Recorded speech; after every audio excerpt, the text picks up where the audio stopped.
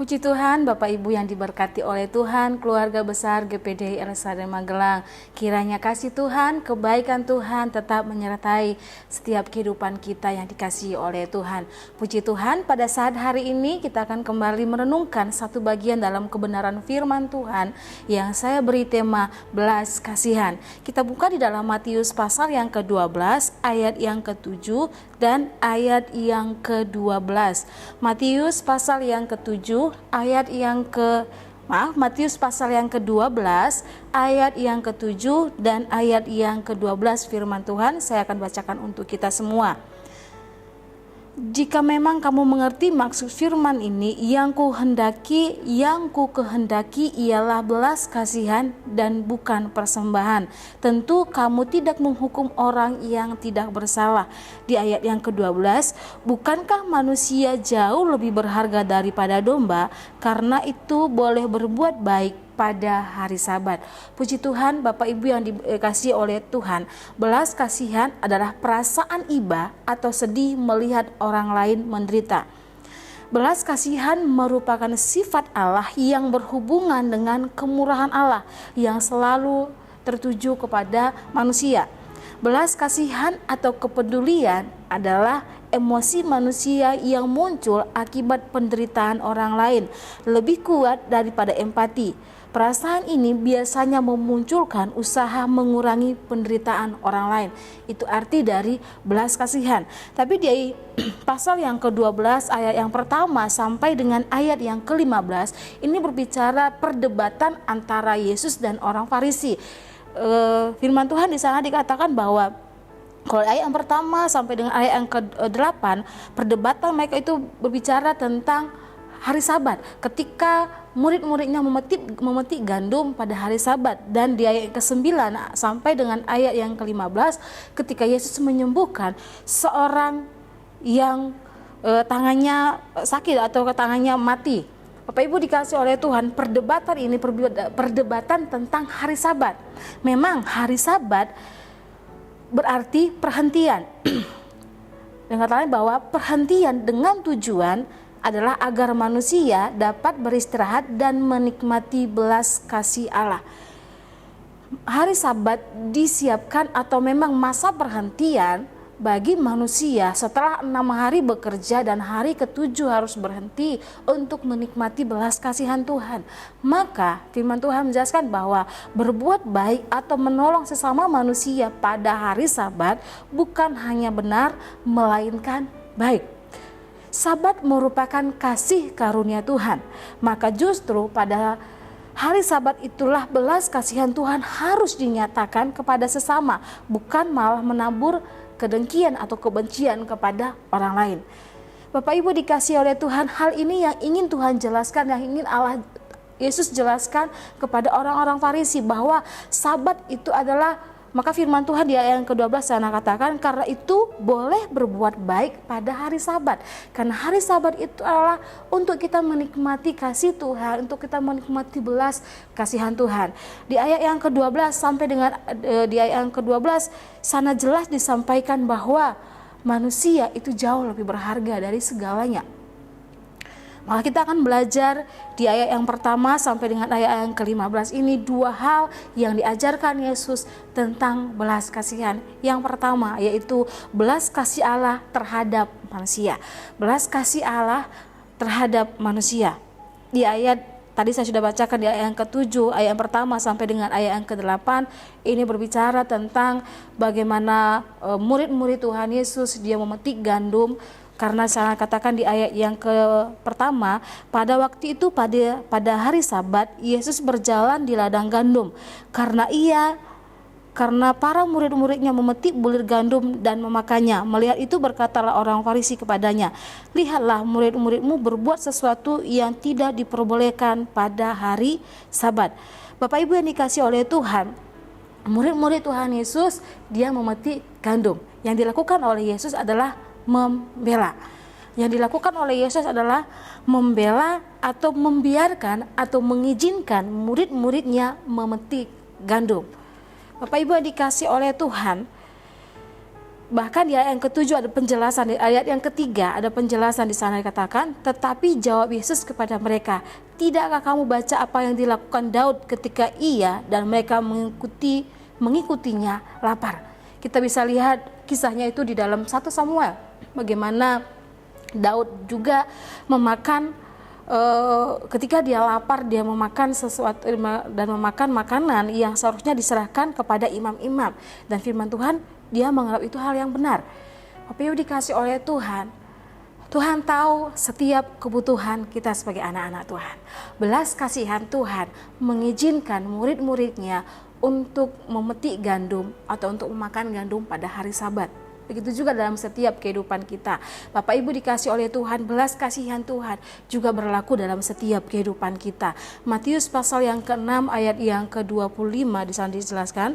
Matius pasal yang ke-6 ayat yang ke-25 di sana jelaskan bahwa karena itu aku berkata kepadamu, janganlah khawatir akan hidupmu, akan apa yang hendak kamu makan atau minum, dan janganlah khawatir pula akan tubuhmu, akan apa yang hendak kamu pakai. Bukankah hidup lebih penting daripada makanan, dan tubuh itu lebih penting daripada pakaian? Di ayat yang ke-31, sebab itu janganlah kamu khawatir dan berkata, apakah yang akan kami makan, apa yang akan kami minum, apakah yang akan kami pakai.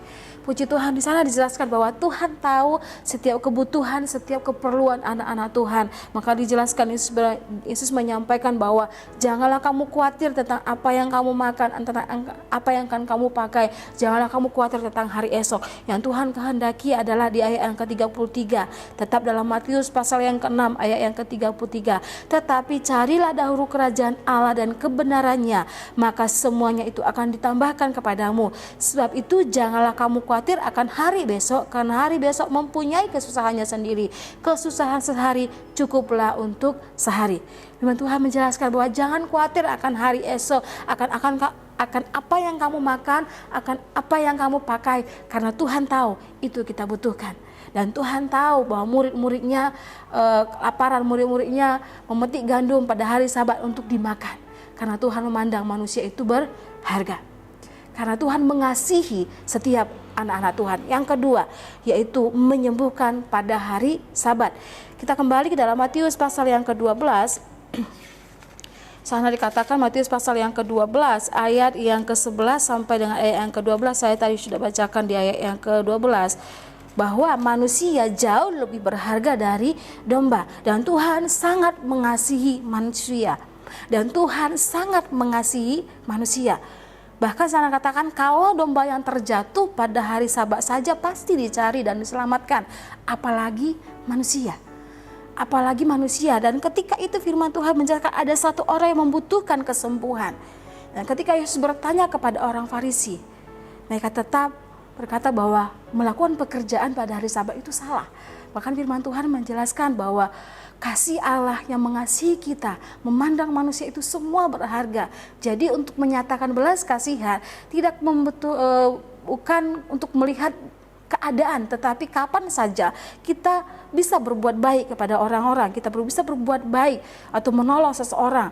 Yesus berbelas kasihan, perasaan belas kasihan itu mendorong dia untuk berkorban bagi orang yang diberi belas kasihan. Inilah kasih Allah yang begitu besar, kasih yang mendorong dia untuk mengutamakan yang dikasihi, kasih yang rela mengorbankan dirinya. Yesus mengasihi orang-orang berdosa.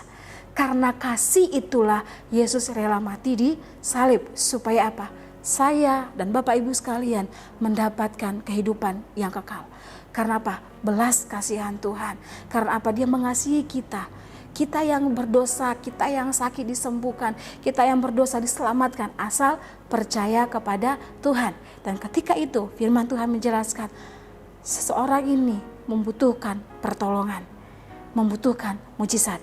Dan firman Tuhan menjelaskan Allah melakukan mujizatnya. Ini adalah belas kasihan Tuhan, belas kasihan Allah kepada manusia, belas kasihan Allah kepada saya dan Bapak Ibu yang dikasih oleh Tuhan. Yang kedua yang diajarkan oleh Yesus adalah belas kasihan antar sesama manusia. Belas kasihan antara sesama manusia. Seperti yang disampaikan tadi ayat yang ke-12. Bukankah manusia itu jauh lebih berharga daripada domba? Karena itu berbuat baiklah pada hari Sabat. Boleh berbuat baik, boleh menolong orang pada hari Sabat. Dunia membutuhkan belas kasihan, dan kita yang merasakan belas kasihan Tuhan, yang menikmati belas kasihan Tuhan, hendaknya menjadi pelaku belas kasihan kepada semua orang. Matius pasal yang ke-22, Matius 22 ayat yang ke-39 di sana dikatakan, dan hukum yang kedua yang sama dengan ini ialah kasihilah sesamamu manusia seperti dirimu sendiri. Hukum kasih adalah satu paket yang harus dilaksanakan seluruhnya, termasuk mengasihi manusia, mengasihi Allah, mengasihi manusia. 1 Yohanes pasal yang keempat ayat yang ke-20 di sana dikatakan, 1 Yohanes pasal yang keempat ayat yang ke-20 sampai dengan 21. Jikalau seorang berkata aku mengasihi Allah dan ia membenci saudaranya, maka ia adalah pendusta. Karena barang siapa tidak mengasihi saudaranya yang dilihatnya, tidak mungkin mengasihi Allah yang tidak dilihatnya. Dan perintah ini kita terima dari Dia, barang siapa mengasihi Allah, ia juga harus mengasihi sesama. Barang siapa mengasihi Allah, dia juga harus mengasihi sesama. Yakobus 4 ayat yang ke-17 di sana dikatakan, Yakobus 4 ayat yang ke-17, saya akan bacakan untuk kita semua firman Tuhan. Jika seorang tahu bagaimana ia harus berbuat baik tetapi tidak melakukannya, ia berdosa. Kalau seorang tahu bagaimana harus menunjukkan kasih, harus tahu bagaimana menolong seseorang tapi tidak melakukannya, firman Tuhan menjelaskan kita berdosa. Jadi Bapak Ibu dikasihi oleh Tuhan, Yesus adalah menjadi teladan bagi kita bagaimana mengasihi, bagaimana menolong orang sekalipun itu hari Sabat. Tapi Allah, Yesus sendiri secara pribadi menjadi teladan bagi setiap hidup kita. Dan kita sebagai orang-orang yang menikmati belas kasihan Tuhan itu hendaknya juga menjadi pelaku untuk mengasihi orang, menolong orang lain yang membutuhkan pertolongan. Ketika kita mampu menolong orang lain dan kita memiliki, mari belajar untuk menunjukkan belas kasihan itu. Mari belajar untuk menolong orang lain. Tuhan Yesus menjelaskan bahwa belas kasihan adalah inti dari perintah Tuhan bagi umatnya. Berbuat baik tak mengenal kata istirahat dan batas. Kapan saja, di mana saja, pada waktu kapan aja kita bisa menunjukkan belas kasihan, kita bisa menunjukkan kasih kita pada orang-orang lain seperti halnya Yesus mengasihi setiap kehidupan kita. Puji Tuhan, biarlah kebenaran firman Tuhan boleh menguatkan setiap hidup kita. Mari kita berdoa. Segala puji, hormat, kemuliaan bagi nama Tuhan. Kami bersyukur buat setiap kebaikan Tuhan, buat kasih Tuhan yang luar biasa dalam setiap kehidupan kami. Biarlah seperti Engkau mengasihi kami, begitu juga Tuhan kami menjadi teladan untuk mengasihi orang lain, untuk menolong, bahkan kami bisa menjadi berkat, menjadi teladan bagi orang-orang sekeliling kami. Mampukan kami untuk menjadi pelaku kebenaran firman Tuhan. Berkati materaikan firman-Mu di dalam setiap kehidupan kami, memberkati setiap hidup kami, memberkati setiap pribadi kami. Biarlah nyata kasih Tuhan yang luar biasa dalam setiap pribadi kami. Segala puji, hormat, kemuliaan bagi nama Tuhan. Dalam nama Tuhan Yesus Kristus kami mengucap syukur. Haleluya, amin.